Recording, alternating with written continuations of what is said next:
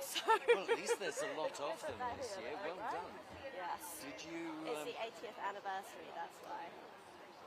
Oh. And this is really important because it's never been as dangerous a moment as now. Yeah, I mean, it's impossible to even imagine that what could be happening is happening. Bernard, I wonder whether or not I can put you in view of the press. We just had they just interviewed us.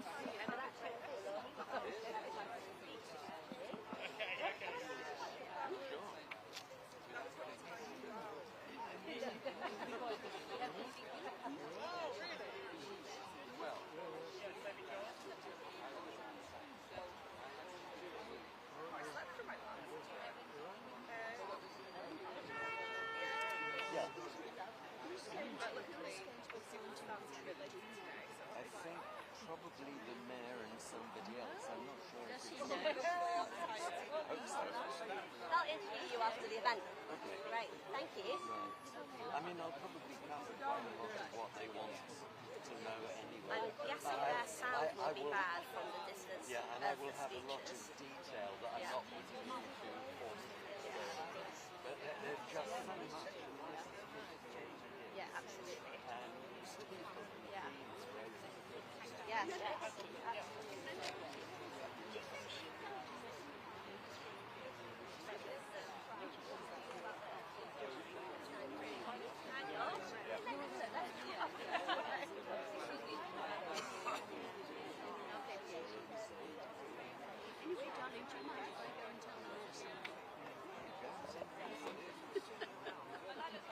As long as you're not bossing him around. I wouldn't dream of it. Okay.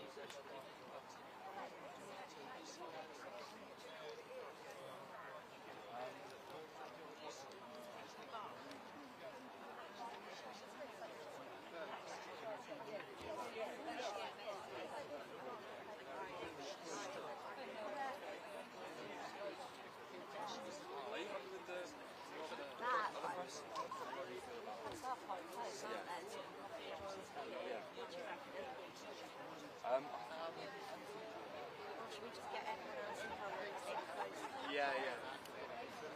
Most so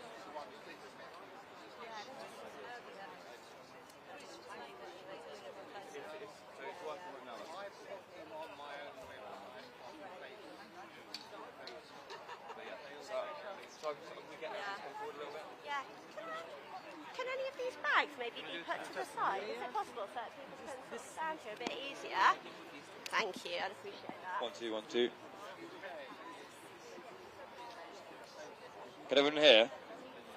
Yeah, great, well done.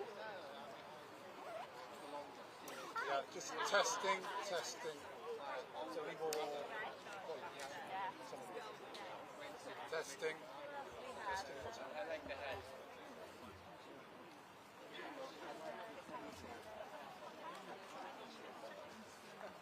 So are you doing Test. Yeah, I mean, Is it quite quiet?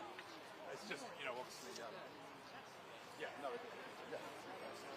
If it doesn't work, it's fine. But, yeah. Some people obviously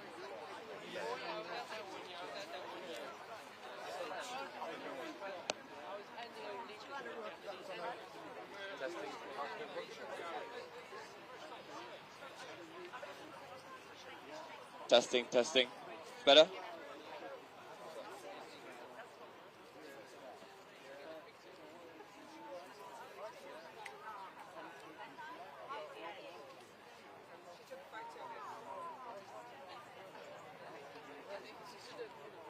That one's gone, I believe. That's good. There you go. So you...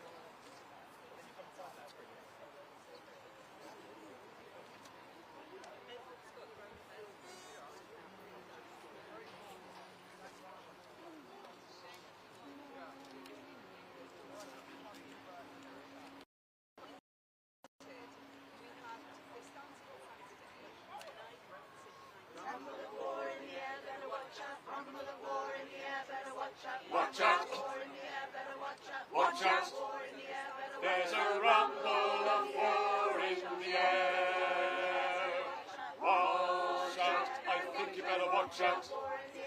There's a rumble of war in the air. And with a man like that, you never know where or when. He's gone and sent in the Marines again. Some are small and frightened, some were seasoned men. Some are rightly scared to death, and some are feeling the joy of seeing blood again. I think you better watch out. Watch out. There's a rumble of war in the air. Watch out. I think you better watch out. There's a rumble of war in the air. And with a man like that, you never know where or when. He's gone and sent in the Marines again. Casualties seldom counted are the ones, the guns in vain. The ones who work the land, the ones who love the land, the ones who work the land, the ones who love the land, the ones who work the land, the ones who love the land where dreams of peace are made. I think you better watch out. Watch out. There's a rumble of war in the air. Watch out. I think you better watch out. There's a rumble of war in the air. And with a man like that, you never know where or when. He's gone and sent in the Marines again. Watch out. Watch out. Watch out. Watch out. Watch out.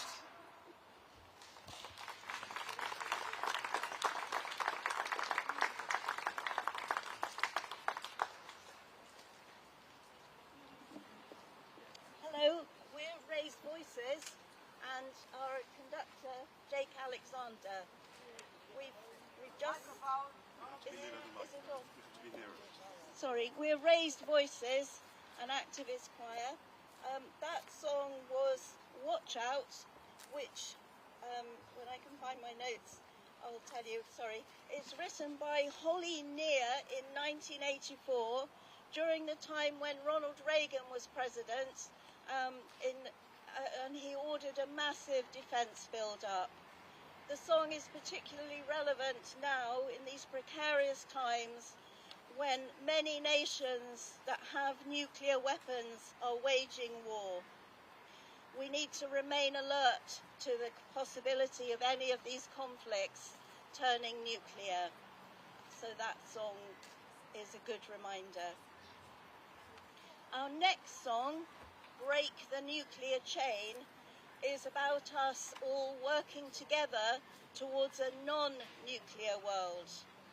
It is around, so do join in if you would like to.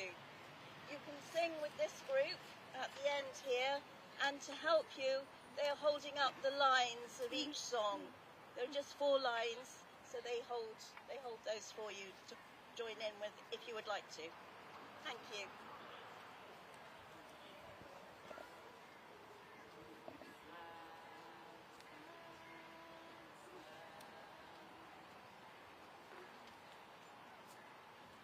Stand up, people, make your choice. Create a world without nuclear threat.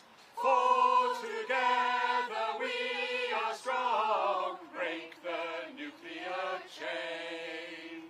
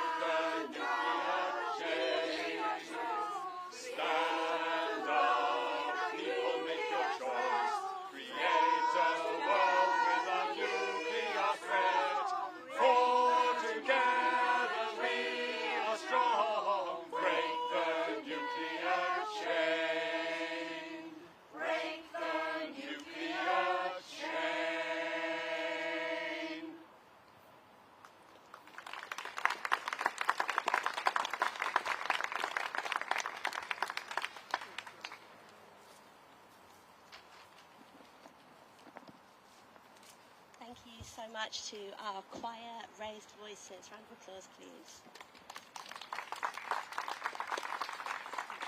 Welcome to CND's. I can shout as well, so please let me know if you can hear me at the back, but also let's claim the space. Please do shuffle forwards a little bit. I know that there's quite a lot of cameras here at the front, but please do shuffle in as much as you can. Meanwhile, someone will fiddle with volumes and hopefully that will help. Welcome to CND's, London CND's annual event. My name is Hannah Kemp-Welsh and I am the Vice Chair of the London CND branch. And I'm Jessica Freeman. I'm the editor of London CND's monthly newsletter, Peaceline. I am going to begin with a couple of housekeeping announcements. So you can find the programme for this event online on the London CND website. Just type London CND Hiroshima 2025 into Google and it will come up. There's a few printed copies floating around. Please ask Daniel here in the checkered shirt if he has any left, if you would like one. We are, as you can see, going to be documenting this event in many different ways. If you would like to not appear in any photographs, please tell one of these many people with cameras, or also Podrick here, who is taking photographs on behalf of National CND, and Daniel on London CND's behalf. It's very hot. If you need some water, we do have some over here by the CND stand, so please do come and ask for some rather than dehydrating quietly. We're here to commemorate the 6th of August 1945, when the US dropped an atomic bomb on a civilian population for the first time. An estimated 140,000 people were killed in Hiroshima. In the years that followed, many of the survivors would face leukemia, cancer, or other terrible side effects from the radiation. 3 days later, the US dropped a second bomb on Nagasaki, killing 74,000. Across both cities, it's estimated that 38,000 of the casualties were children. Both cities were obliterated. This is the 80th anniversary of these horrific events. Today, we remember the people whose lives were taken or forever changed by this evil act, and we renew our commitment to campaigning for nuclear disarmament. Thank you, Jessica. Our programme today includes speeches and cultural contributions, and I'm delighted to introduce Councillor Eddie Hanson, the current Mayor of Camden, who will give the opening address. Thank you, Eddie. Thank you, Anna. Hi, everyone. As I've been introduced, I'm Councillor Eddie Hanson. I'm the Mayor of this great borough of Camden. I believe I'm one of the few mayors that have got a background, a war background. You know, because I was born in Sierra Leone, and I came just after the war. You know, but today we're here to commemorate all those who died in the bombing of Hiroshima 8 years ago. To today, and victims of war everywhere. As has been mentioned, today, the 6th of August 2025, is the 80th anniversary of the atomic bombing of the Japanese city of Hiroshima. Hundreds of thousands of people died, many instantaneously, others soon after from burns and shock, and yet more from the impact of radiation in the months and years that followed.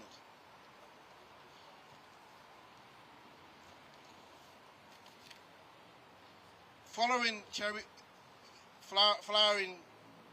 tree was planted in memory of the Hiroshima victims on 6 August 1967 by Councillor Billy Miller, Imam, former mayor of Camden. It has since been tradition for the mayor of Camden to lay a wreath at the tree on Hiroshima Day annually, and I'm glad I'm here today. Many people, yeah, sure, we'll do. Many people picture cherry blossoms when they think of Japan. The custom of anami cherry blossom viewing parties is practiced across Japan during spring. In Hiroshima and Nagasaki, hundreds of cherry blossom trees were planted in peace parks established in the decade after the atomic bombs destroyed the two cities. Cherry blossoms are therefore a symbol of peace and hope. Out of devastation, new life and beauty can grow if it is respected and nurtured as the cherry blossom trees in those cities are today. Tavistock Square has come to be known as the Peace Garden due to the numbers of trees, statues, and monuments it holds dedicated to the pursuit of peaceful initiatives. Unfortunately, earlier this summer, the cherry tree grew sick and needed to be chopped down. Today, we are planting a new tree of the same variety. You can see the tree over there. I think that is a big round of applause.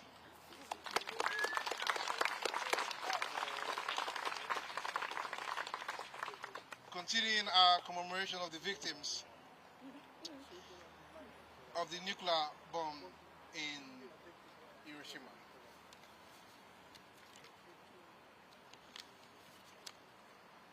Thank you all for having me. Today we remember the victims of war everywhere.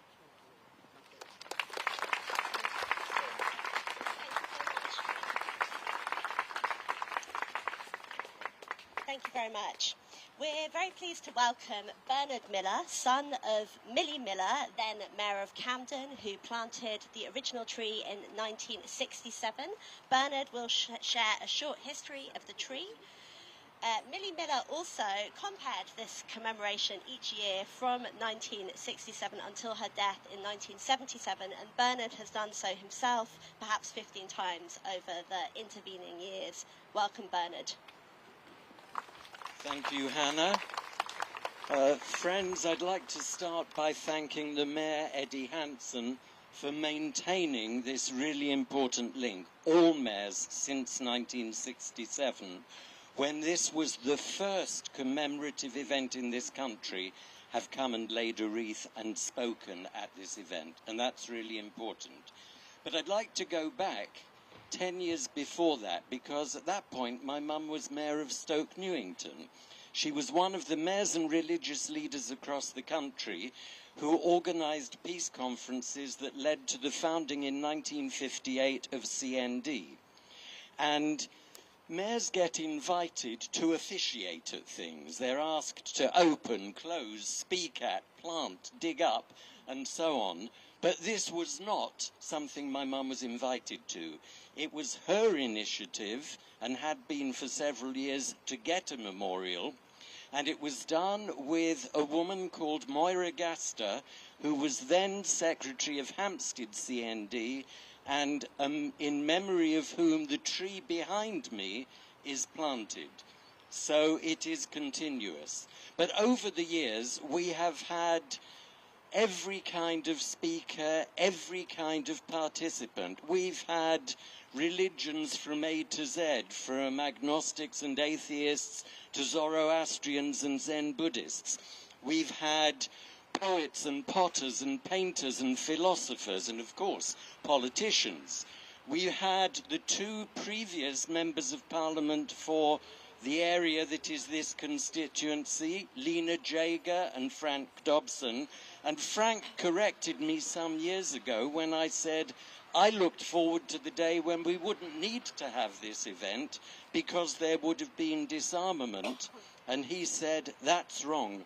We will always need this event to remind people of the hundreds of thousands who've died, of the threat, and of the need to make sure there are no nuclear weapons. We've had politicians from all parties, including Conservative mayors and even some individual Conservative members. We have had teachers and technicians and therapists. We've had gay and lesbian CND groups. We've had people with disabilities. We have had some fantastic speakers. Our youngest, I think, was 8 years old, who spoke at the same time as my friend Rose Hacker, who was then 102. And David Polden, who then organized the event, I had asked him to invite Rose after her 100th birthday to avoid the problem we'd had in the past with people like Fenner Brockway, who came and spoke at the age of 99 and then went off and died and didn't make it to 100.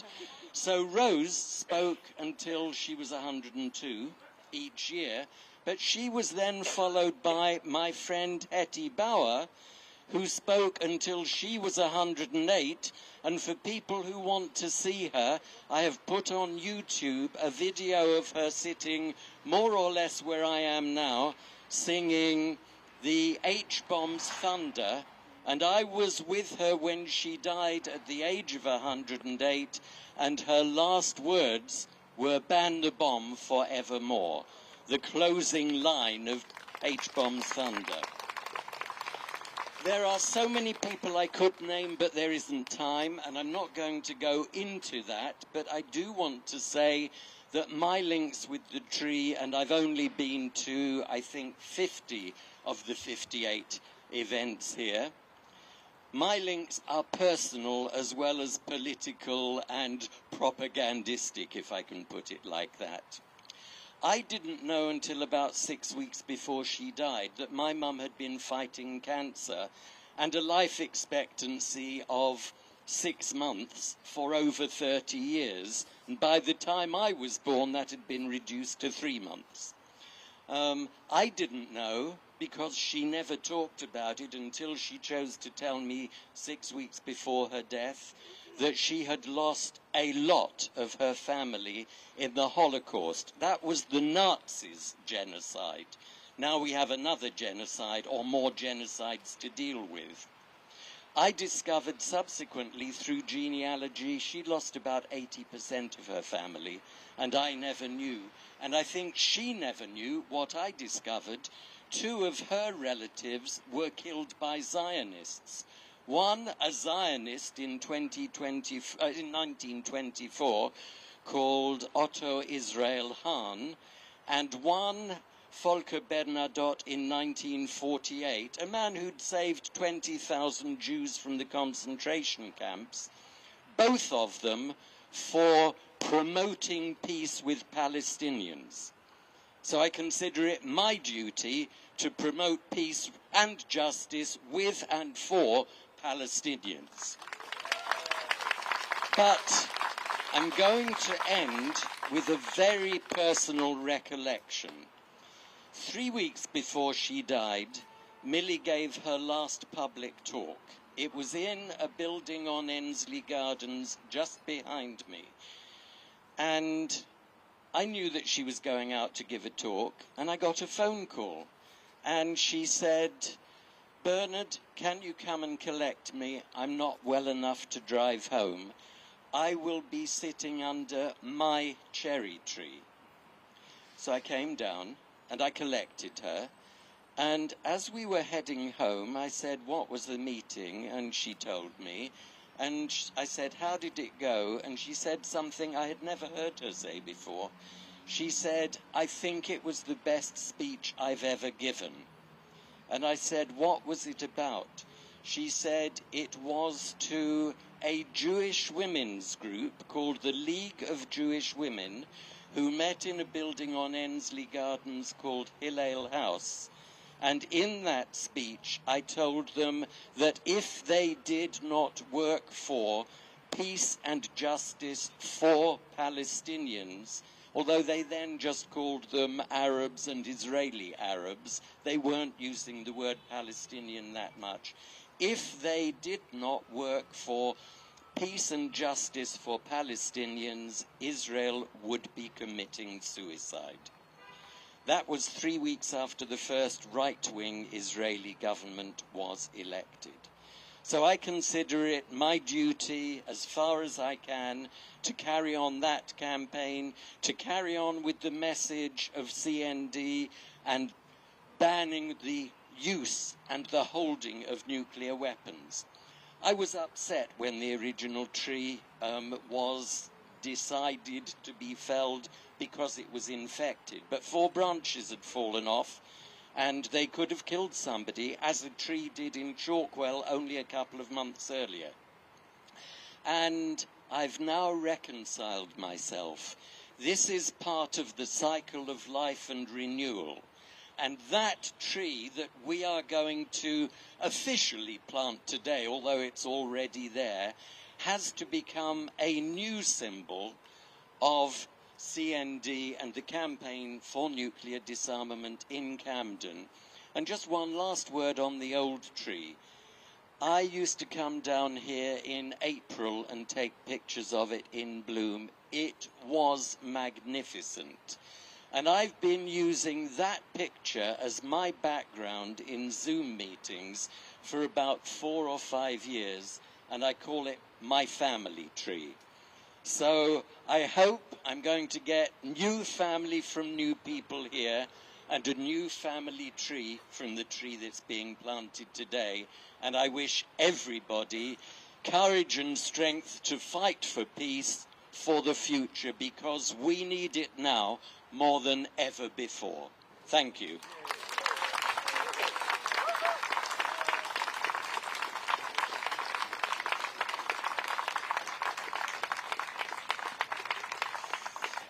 Thank you, Bernard, for your beautiful recounting of the history of this important event, and thank you for your commitment to our cause.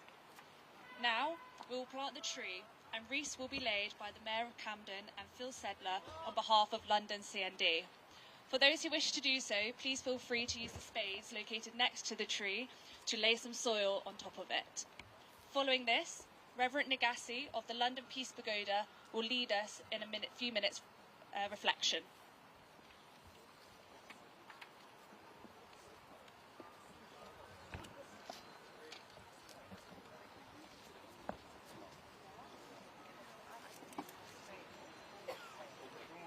If everyone would like to come around this side of the park, and we'll lay the wreaths down here.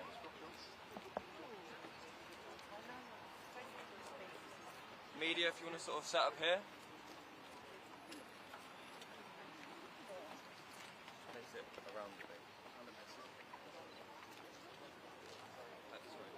You want to do the Yeah.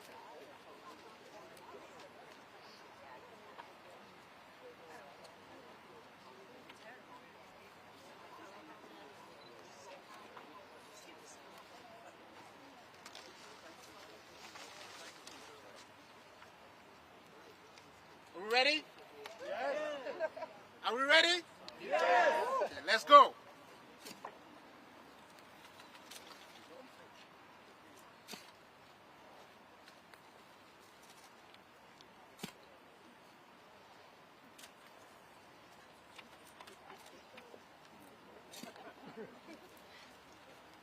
I can fill it up though. fantastic. You're doing a great job. Lovely.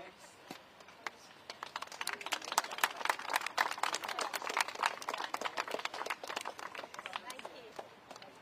Please, let's help plant the tree. Bernard, let's give you a shovel.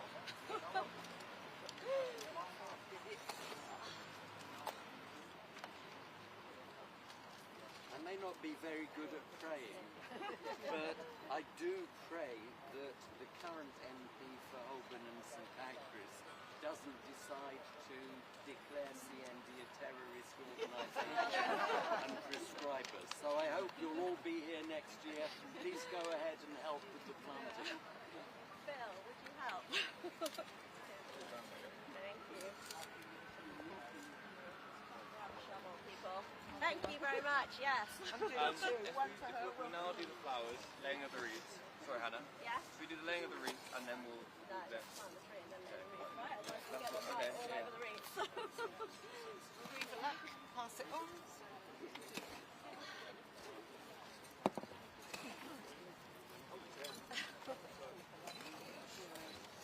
Thank you, Reverend.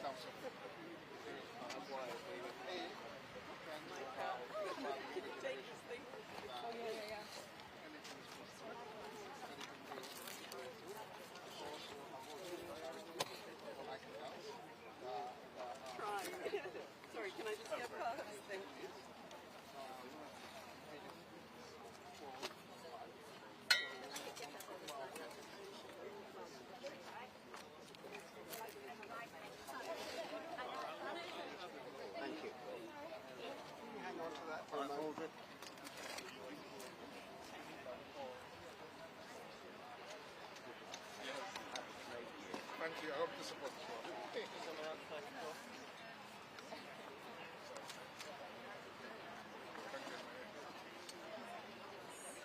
Thank you.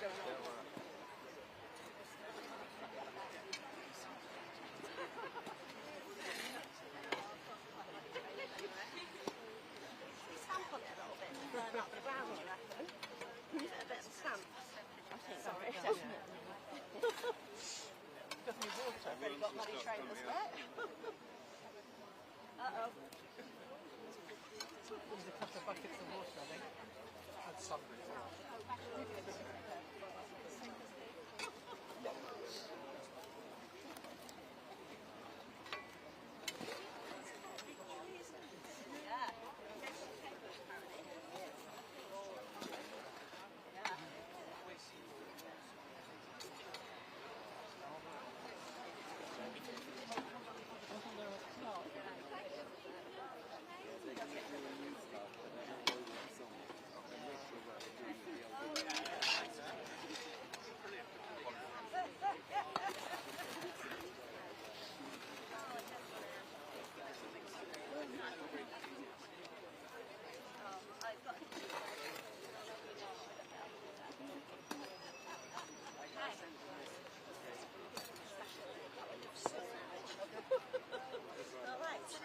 Okay, thank you, ladies, this way.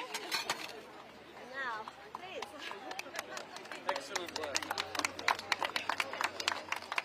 I left when they couldn't go. I'm assuming they must have got it working, yeah. Afterwards, trees were.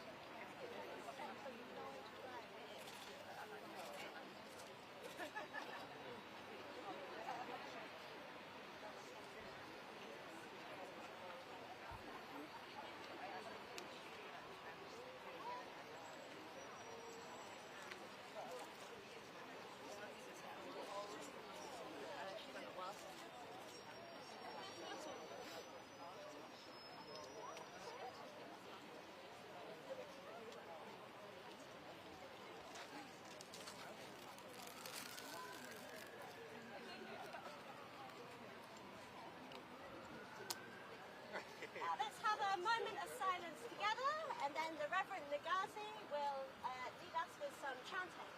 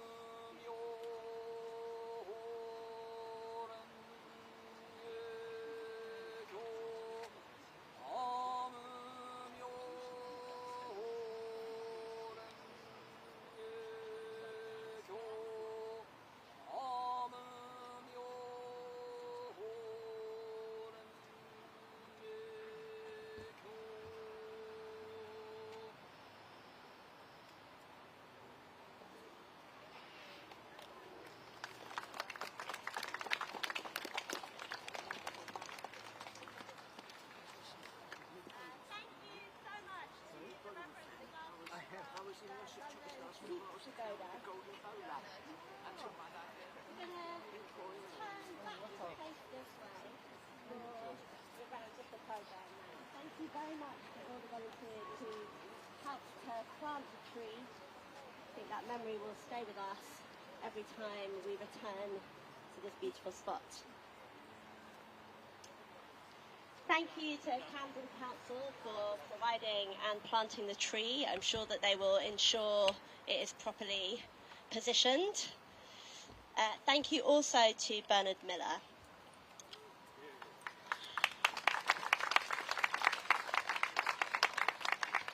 We will now hear from our invited speakers, the first of which is Emma Dent-Code. Emma has been a Kensington councillor since 2006 and continues in that role. Emma was also the MP for Kensington in 2017 to 19. Emma is, of course, a long-time opponent of nuclear weapons and is a Vice President of London CND. Thank you, Emma.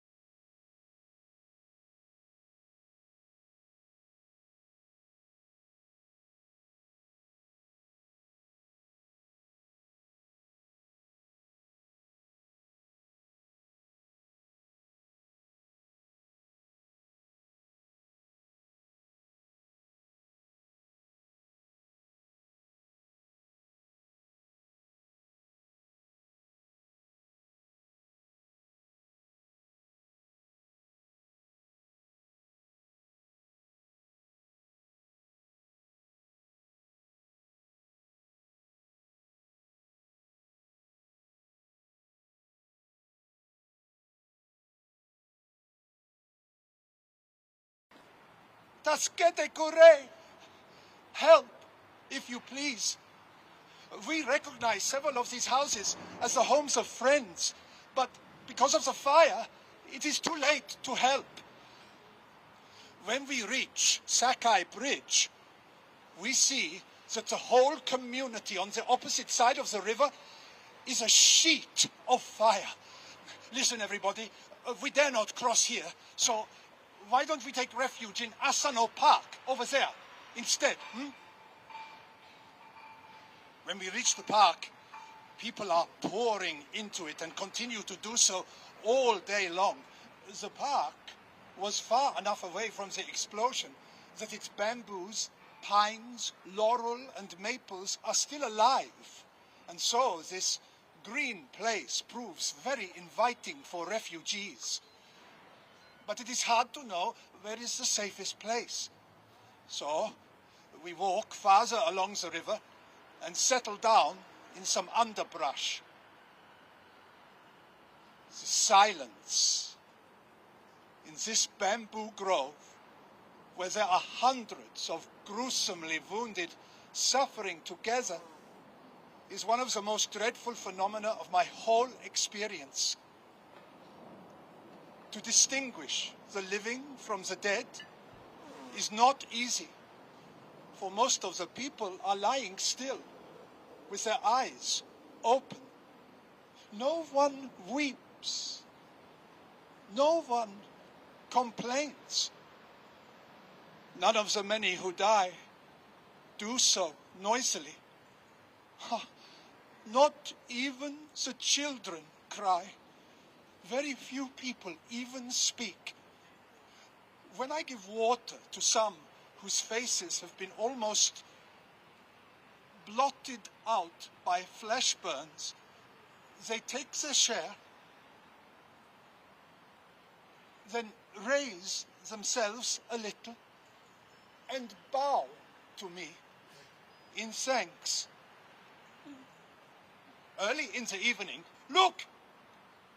We see a Japanese naval launch moving slowly up the river. It stops opposite the park. A young officer stands up in the launch and shouts through a megaphone, "Be patient. A naval hospital ship is coming to take care of you." This promise of medical help cheers the people in the park tremendously. Families settle down for the night with the assurance that a doctor will be coming, while I, feeling weak and exhausted, lie down and, before falling fast asleep, say the Lord's Prayer and the Hail Mary to myself. It's a hot night, and it seems even hotter because of the fires against the sky.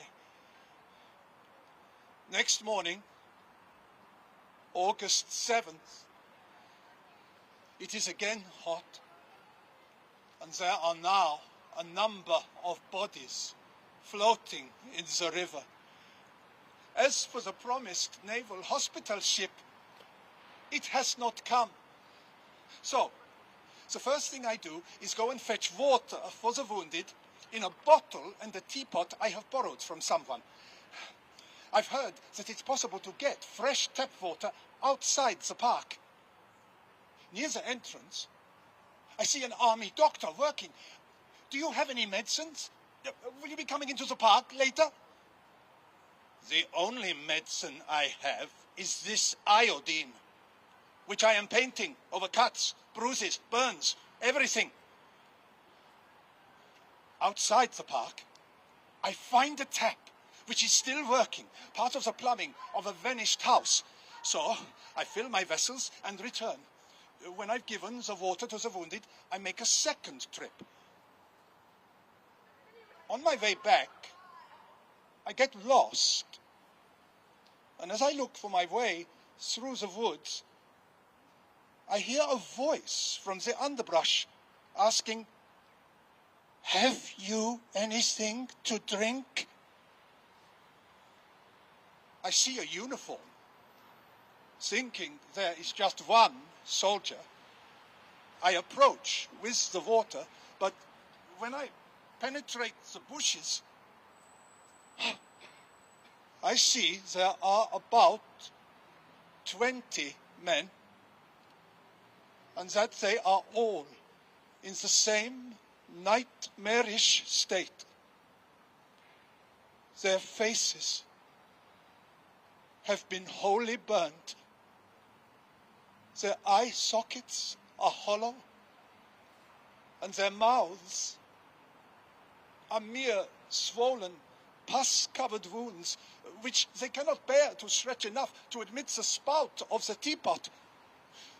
So, I get a large piece of grass, draw out the stem so as to make a straw, and give them all water to drink that way. One of them says, "I can't see anything." There's a doctor at the entrance to the park. He's busy now, but he will come soon and fix your eyes, I hope. I fill the containers with water a third time and go back to the riverbank. I'm feeling very thirsty myself in the dreadful heat, but I'm too tired to go for water again. A little before noon, I see a Japanese woman handing something out. Soon she comes to me and says, "These are tea leaves. Chew them, young man, and you won't feel so thirsty."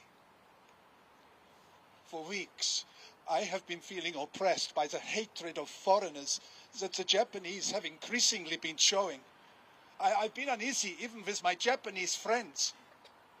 But this stranger's gesture and gentleness towards me, arigato gozaimasu, makes me suddenly want to cry.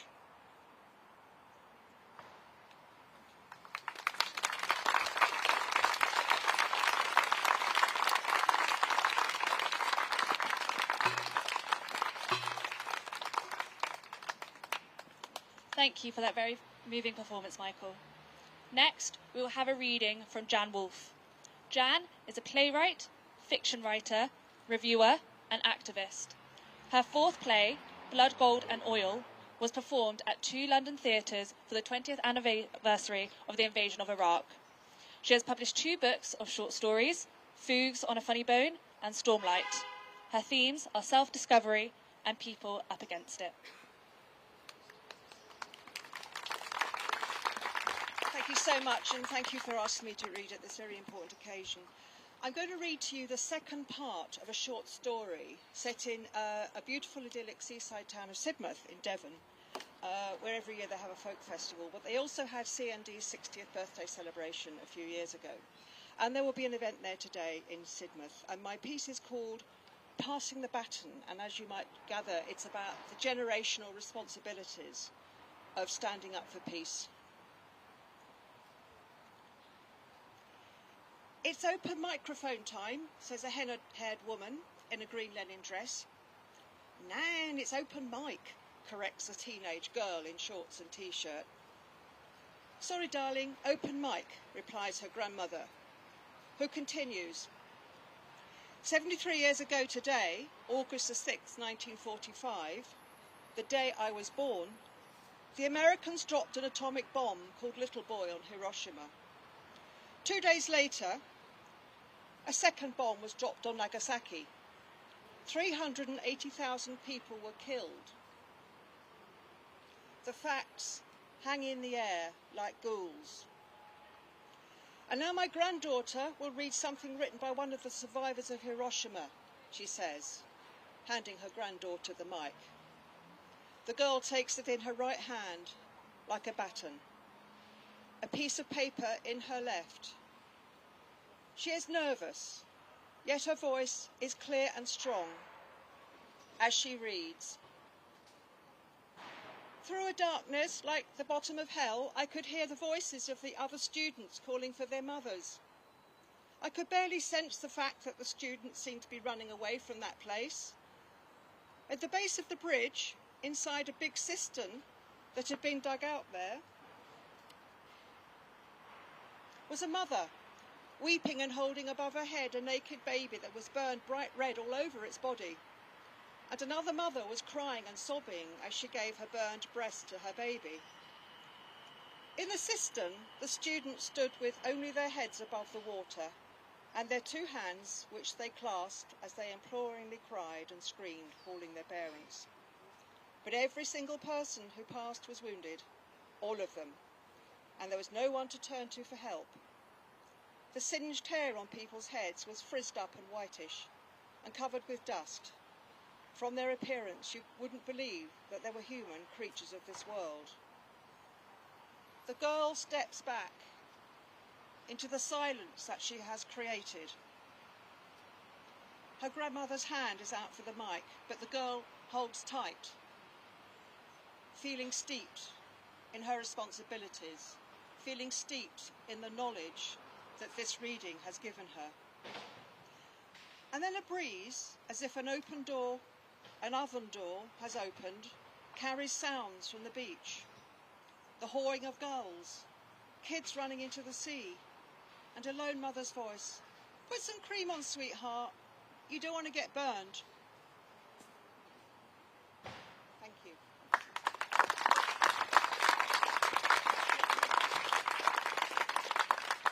Thank you so much, Jan. Our final cultural contribution will be from Hugh Goodacre. Hugh is a university lecturer, trade unionist and a musician, and Hugh will sing Bob Dylan's Masters of War.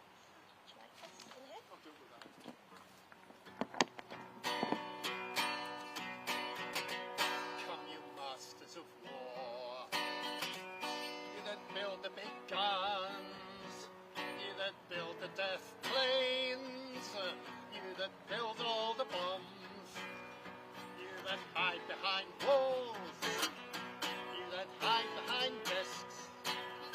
I just want you to know I can see through your masks. You that never done nothing but built to destroy. You play with my world like it's your little toy. You put a gun in my hand, then you hide from my eyes, and you turn and run farther when the fast bullets fly. Like Judas of old, you lie and deceive. A world war may be won, you want me to believe, but I see through your lies, and I see through your brain, like I see through the water that runs down my drain. You fasten all the triggers for the others to fire, then you sit back and watch while the death count gets higher. You hide in your mansion while the young people's blood flows out of their bodies and is buried in the mud. You've thrown the worst fear that can ever be hurled, fear to bring children into the world, for threatening my baby, unborn and unnamed. You ain't worth the blood that runs in your veins. Well, how much do I know to talk out of turn? You may say that I'm young, you might say I'm unlearned, but there's one thing I know, and I'm younger than you, that even Jesus would never forget what. Let me ask you one question. Is your money that good? Will it buy you forgiveness? Do you think that it could? I think you will find there, when your death takes its toll, all the money you've made will never buy back your soul.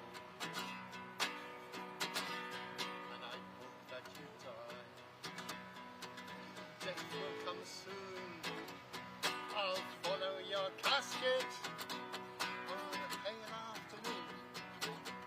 I'll watch while you're lowered down to your deathbed, and I'll stand over your grave till I'm sure that you're dead.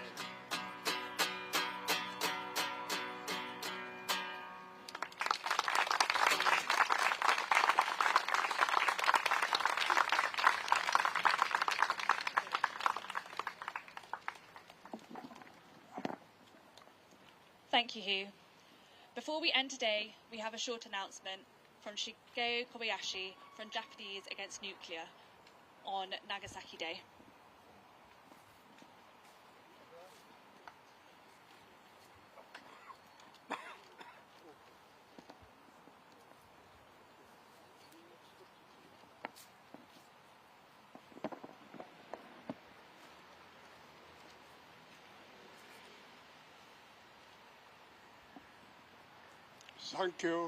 Thank you for announcement. I am Shigeo Kobayashi, and I represent small group called Japanese Against Nuclear UK. Being a Japanese, today's presence of you here really give me some strength and courage. This should happen nationwide and also internationally, because time we face now is a nuclear war. It might happen anytime soon, it might not happen, but EU countries led by Macron and Stammer as well are willing to have nuclear weapons in their own country, whether it's their own or borrowed by United States. It is sad current situation we face. And gathering like that, like this, remind me that nuclear weapons never decreased or never gone away. It stayed in big country like America and Russia, and they hold more than 80% of nuclear weapons in the world. And against the background of this, Trump behaves really like a crazy man. Wherever he goes, he shows his power, and he plays a game by words, which also puzzles us, particularly Japanese people, and the current Prime Minister of Japan are really on the point of disappearing, and he cannot really protect Japan or anybody. He made a short speech at the Hiroshima Peace Conference, but it was rather sort of short and very, very disappointing speech compared with Hiroshima Mayor's peace declaration. That really helped to feel encouragement for many hibakusha. And the hibakusha in Japan are, of course, honored by having Nobel Peace Prize end of last year.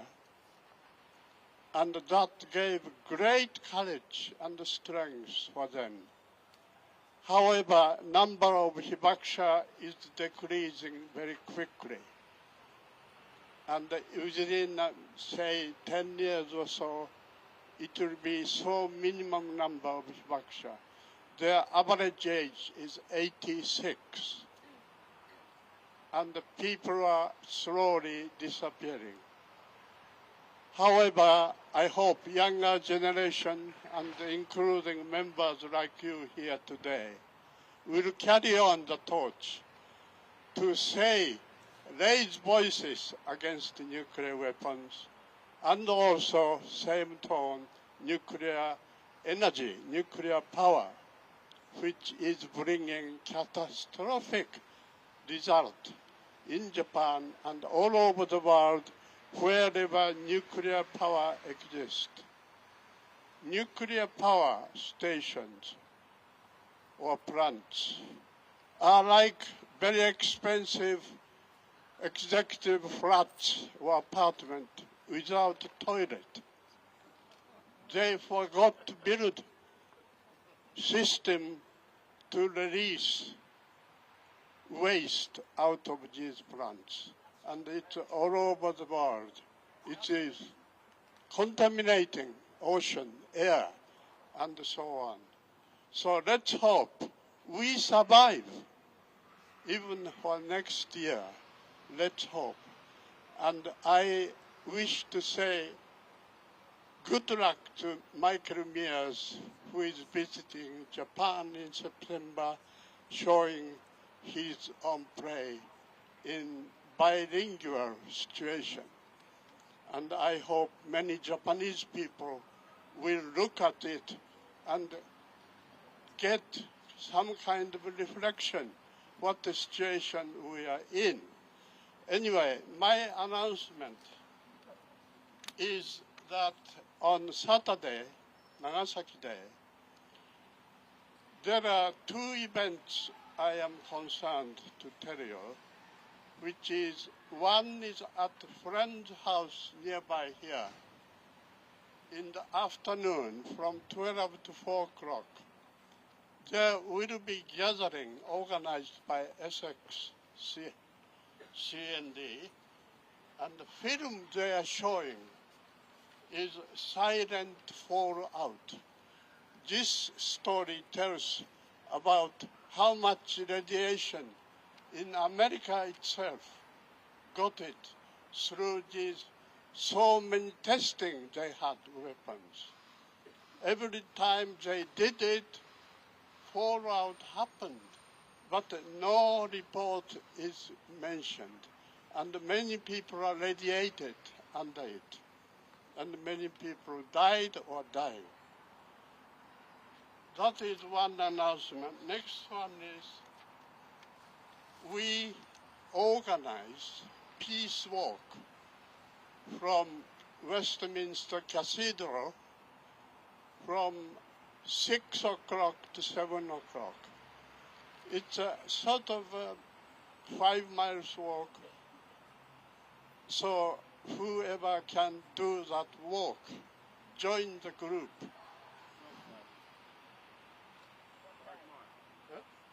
miles.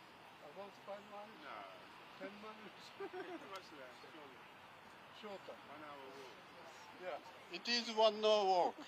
So beg your pardon if it's not 5 miles. Somebody checking anyway. After the walk, from around 7 to say 8:30 or 9 o'clock, we have a short ceremony remembering Nagasaki Day, what happened and what's happening. So it is a short kind of multi-phase gathering, and many different religious leaders will come to give us speech and prayers. So that is, and also before starting peace walk, there is Pax Christi ecumenical service and interfaith peace walk. That takes place 5 to 6 before peace walk. And that, of course, remembering the anniversary of the death of Blessed Franz Jägerstätter, who was executed in 1943 on 9th of August. He refused to serve as a soldier in Hitler's army or military service, and he was beheaded because of that. And so we also remember him and all other conscientious objectors who followed their conscience to fight against war, fight against killing people. Okay, thank you very much. Thank you. Thank you so much, Shigeo. We have two more incredibly brief announcements, and after that we are going to sing together with raised voices, as is our tradition. First, Sally Spears from Finchley CND, and about an event happening this evening. So I'd like to invite you this evening, if you can make it up to East Finchley. Finchley CND is working with the Phoenix Cinema. We are showing Dr. Strangelove. We will have a silence led by Mrs. Yuki Johnson, who is a lay chaplain to the Japanese community in Edmonton Episcopal area. We then have a question and answer session with someone from Lakenheath, Alliance for Peace, and also Kate Hudson, a name I'm sure you'll all know. We've sold a lot of tickets, so if you would like to come, I do suggest that you get online straight away and buy your ticket. I think there are probably only about 20 tickets left, but do come, we'd love to see you. Thank you so much, Sally. An announcement now from Ruth, who is here, Ruth Kettle-Frisbee, representing CND Essex. Hi everybody, thank you to Shigeo for talking about our event, which is on Nagasaki Day on Saturday.